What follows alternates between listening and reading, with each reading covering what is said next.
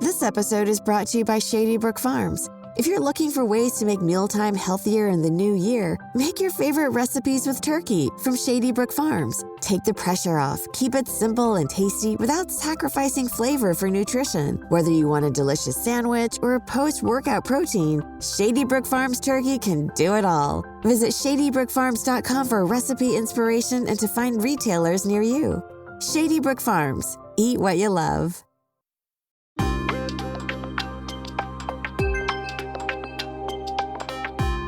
Today, Dr. Joe Roman is an author, conservation biologist, and research affiliate at the University of Vermont.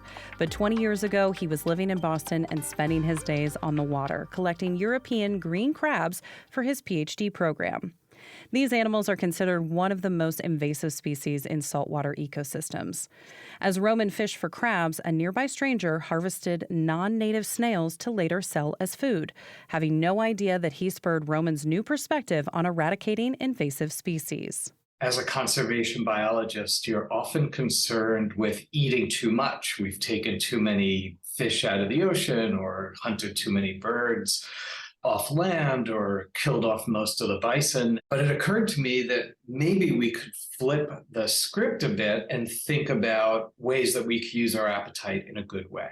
This experience paved the way for Roman's idea of eating invasive species to help the environment. I hadn't seen anyone frame it this way. Of course, people have been eating invasive species forever, just not as a conservation angle. I mean, some of the reasons that several of these species think of greens, like, well, maybe dandelions or even burdock or others, they were brought here on purpose because people like to eat them, right? A better example would be feral pigs, right? So they were intentionally introduced in North America and released because they would be good food. But then the numbers got high and they started to cause ecological damage, which branded them as one of the most destructive invasive species in America. But the term invasive doesn't simply mean non-native plants and animals. In fact, Dr. Cindy Tam says that there are many foreign species that exist in harmony within their ecosystems, whether they migrated or were brought over by humans. Tam is a biological threats and invasive species research program coordinator at the U.S. Geological Survey. She says that most of these species don't cause noticeable harm to their new environment. The issues arise when some of the plants or animals turn invasive by federal standards. We have a definition of what an invasive species is, and it requires that species to be non-native to the ecosystem you're looking at and that it causes harm, whether that harm is to the economy, to the environment, or to human health.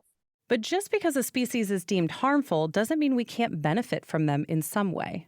Such as removing Burmese pythons from the Everglades for leather, for commercial harvest of invasive carps for food or fertilizer, and fishing, for instance, for lionfish for restaurants. So it doesn't mean we can't be looking to make lemonade out of the situation. And there are even times when invasive species provide habitat for a native species, and that habitat becomes important. An example of that is the southwestern willow flycatcher. It's a federally endangered bird in the Southwest, and their natural habitat's very degraded by human activities, and the spread of a riparian shrub, so it's called salt cedar or tamarisk, and it lives along the rivers in the Southwest. And that cover that tamarisk provides has become critical habitat for this endangered bird. Unfortunately, these benefits don't outweigh the threat invasive species pose to their environments. Even though one invasive plant provides a habitat for endangered birds, countless others are actively killing off the native species. Sadly, there have been hundreds of extinctions as a result of invasive species, billions of dollars spent to try and control populations, right? A lot of invasives bring diseases. So we can think about West Nile virus, for example. It came in, is an invasive pathogen that came in and then was spread by non-native birds. So you can have health impacts. We use the term weeds, but lots of non-natives compete with agricultural crops. So often people are paying in order to use herbicides and try to reduce those numbers as well. Not to mention the effects invasive species have on fisheries and infrastructure. For example, zebra mussels are about the size of a fingernail, but they can cause a lot of damage. These are small mussels that are spread throughout the United States. It came from the Baltic region, and they clog intake pipes going into power plants and also cause millions and millions of dollars of damage a year. So overall, there's been a lot of estimates. There's not been a lot of great studies about the cost of invasive species in the United States, but one estimate was over $100 billion a year. Cheatgrass is another example of how impactful invasive species can be on the economy. It's a weed that overruns native plants and encourages wildfires. The U.S. government has programs in place to eradicate these problem plants and animals, but as we've learned, these efforts can cost billions of dollars. Roman's idea of adding invasive species into our diet takes a different approach to solving this issue. There's this idea of functional eradication. That is, so we know that these animals have an ecological impact. Let's take lionfish, for example. When lionfish are around, native fish populations go down.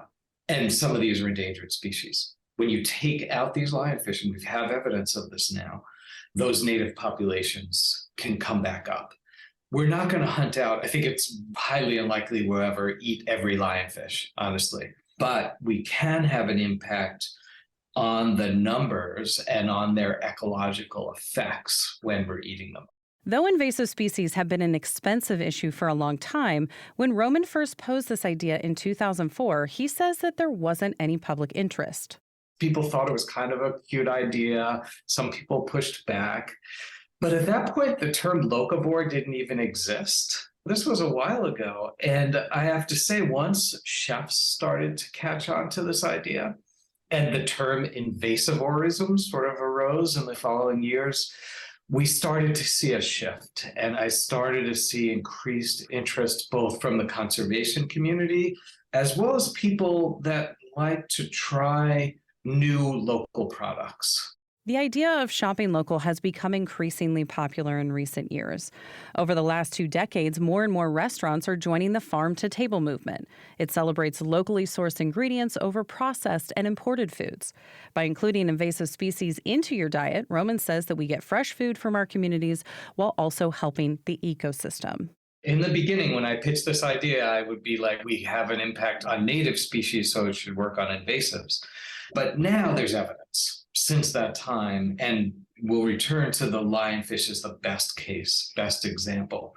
2 islands in the Caribbean, one encourages fishing of lionfish and the other doesn't. And we see in areas where fishing is encouraged that the population of lionfish goes down, where it stays about the same in areas where they're not encouraging fishing. And then again, the really exciting part of this is not so much that the lionfish populations are going down, but the native species are going up. There are other diets that aim to help the environment, such as being a vegetarian, but which option is better? I would say they're different approaches, and my family members who are vegetarians, and so I wouldn't encourage anyone who already has that lifestyle to say, "Oh, well, you should start eating invasives. Add these animals to your plate." I mean, I think that that's an important approach. And certainly switching to a vegetarian diet is going to have a great impact on carbon emissions and reducing habitat destruction from cattle industry. So I would say both of them can have a positive impact on the environment and be a good choice for people. And, I would argue also it's healthy eating locally, as long as you know you're locally sourcing these, that you are getting really good, fresh, local food. The first time I had a green crab, I still remember it. I mean, it was a soft shell crab, and it was delicious because it was fresh. However, Roman admits his plan won't work for all invasive species. In that case, he says we need to lean on the prevention measures set in place by the environmental agencies in the U.S. Let's be clear, the most important thing is prevention. No more invasives. The goal is not that we want to have new species on the menu every year, right?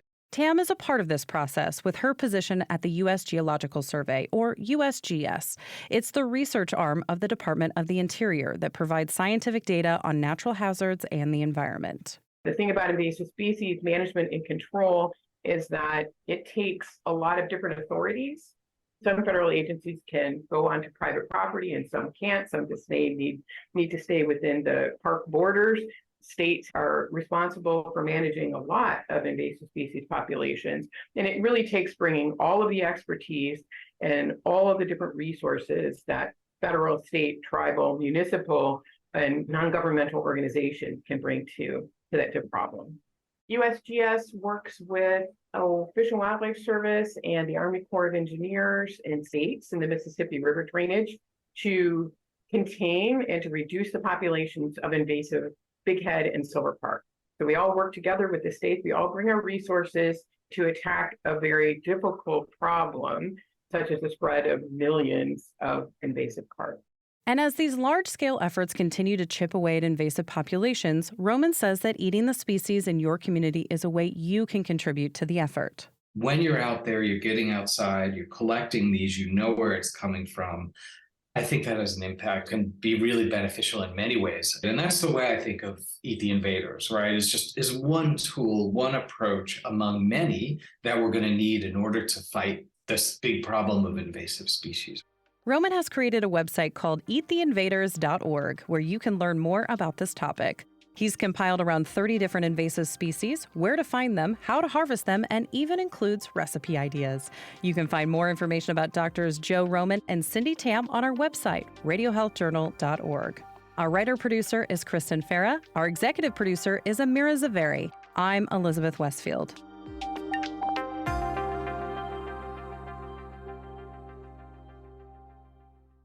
Coming up next week on Radio Health Journal. They knew the nuance of tuberculosis, how it ebbed and it flowed, how in the morning somebody would wake up feeling okay, and by the afternoon their voice might shift a little bit, and then the evening they hemorrhaged. Revealing the Black nurses who helped in the fight against tuberculosis. But first, what is a woman worth? If this were a cancer that hit men and we had a vaccine to prevent it for the last 17 years, would it still be happening at a rate of killing a woman every 2 minutes? All that and more on Radio Health Journal. I'm Greg Johnson, host of Radio Health Journal. If you enjoy listening to Radio Health Journal, you'll also like our sister show, Viewpoints, which covers a wide array of topics from education to history to the environment. Here's a preview of what they're covering this week on Viewpoints. We have fewer people who are certified in those positions that have historically been challenging to staff. There's a reason more students are failing proficiency tests in key subjects. Then, we have a president that has followed an authoritarian playbook with someone that comes to power through elections, but once in power, he's turned his back on these basic democratic guarantees. Mexico will also be electing a new president this year. I'm Marty Peterson. And I'm Gary Price. These stories in depth this week on your public affairs magazine, Viewpoints. Listen to Viewpoints on your favorite radio station, iTunes, and Stitcher. Thank you for joining us this week and every week as we break down the science stories you need to know. You can find all of our past segments and guests on our website, radiohealthjournal.org, or wherever you listen to podcasts. Follow us on Instagram, Facebook, and X for daily content, and tune in next week for another edition of Radio Health Journal.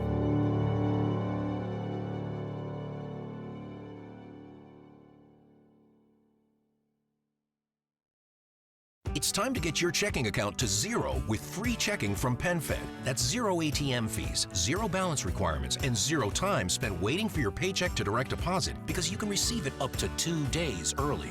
Open your account with just $25 and see how big zero can be. Apply online today at penfed.org/free checking. Early direct deposit eligibility may vary between pay periods and timing of payer's funding. To receive any advertised product, you must become a member of PenFed, insured by NCUA.